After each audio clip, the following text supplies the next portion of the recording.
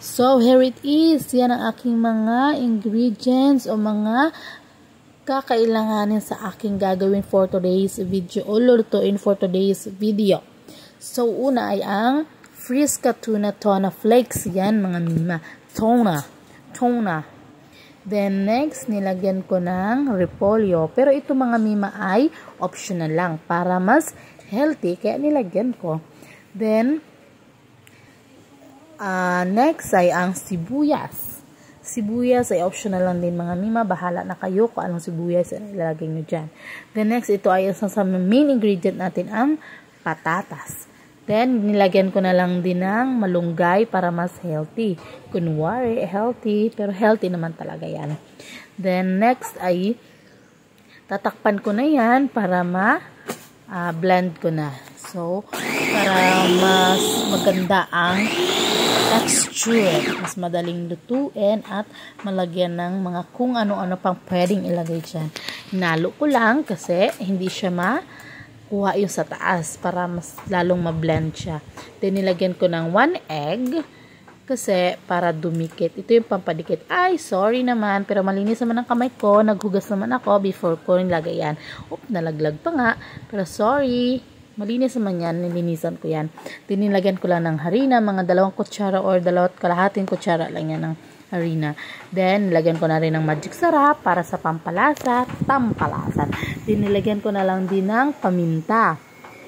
Next, ay nilagyan ko ng asin. Bahala na lang kayong mga mima, tansya-tansya na lang yan sa mga pangpalasa ninyo. Then, tinakpan ko na para ma-mekos na siya. And, yun. Hintayin na lang natin yung consistency na gusto natin. So, here it is. Yan, mga mima. O, diba? Hindi na halata kung anong gulay ang nilagay mo dyan. Kung anong vegetables na nilagay natin at hinalo sa atin lulutuin for today's. Kapag mima ay hindi pa kayo sakto o hindi pa kayo naanohan sa consistency niyan, pwede nyo naman yung lagyan ng harina. Ako nagdagdag pa doon ng harina. So, yan yung nabuo ko. Nilagay ko sa harina. Yeah, then, coat lang yan ng harina. Coat.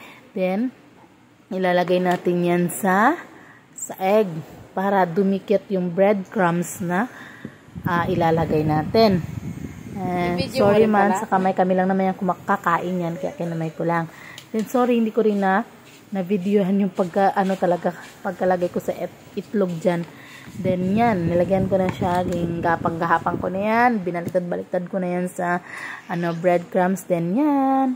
O, yan pala yung pinakauna ko niya nagawa. At hindi ko na ipakita mga mima yung marami ko nagawa, nakakapagod. At yan ang result. O, diba? Walaan nyo ano yan mga mima. Comment down below kung talagang pagkasarap, kung talagang alam nyo kung anong ginawa ko.